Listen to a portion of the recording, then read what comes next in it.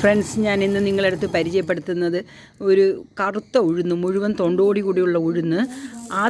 ആ ഉഴുന്ന് എങ്ങനെയാണ് അതിനെ രണ്ടായിട്ട് പൊട്ടിക്കണമെന്നുള്ളതാണ് ഇവിടെ നടക്കുന്നത്. ഇതിനകത്ത് ഇതിൽ നല്ലെണ്ണ പുരട്ടി വെച്ചിട്ടുണ്ട്. നല്ലെണ്ണ പുരട്ടിയിട്ടാണ് ഇത് ചെയ്യുന്നത്. നിങ്ങൾക്കിത് ഒന്ന് കാണിക്കണമെന്ന് എനിക്ക് തോന്നി.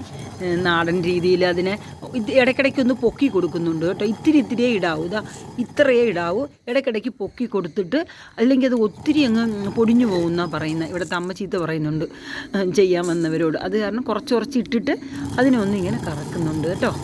ഇതാണ് ഈ പഴയ ഇതിനെ തിരുവ എന്നാണ് പറയുന്നത്. തിരുവ എന്താണ് മസല്ലുവാങ്ക, തിരുവ എന്ന് പറയും. ഇത് ഉഴുന്നുടയ്ക്കുന്ന തിരുവ. നല്ല രസമുണ്ടല്ലേ ഫ്രണ്ട്സ്? ഞാൻ അതും കൂടെ നിങ്ങൾക്ക് കാണിച്ചേക്കാം. എൻ്റെ കൈ പോകുമെന്നറിയില്ല.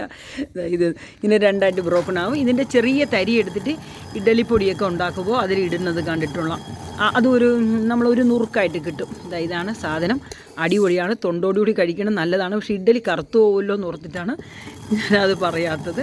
ഇതിങ്ങനെ തന്നെ കഞ്ഞിക്കൊക്കെ എടുക്കാം. Thank you friends. ഇതുപോലെയുള്ള നല്ല വ്യത്യസ്തമായിട്ടുള്ള വീഡിയോസൊക്കെ അപ്ലോഡ് ചെയ്യും. വാച്ച് ചെയ്ത് ഷെയർ ചെയ്യണേ. ബൈ.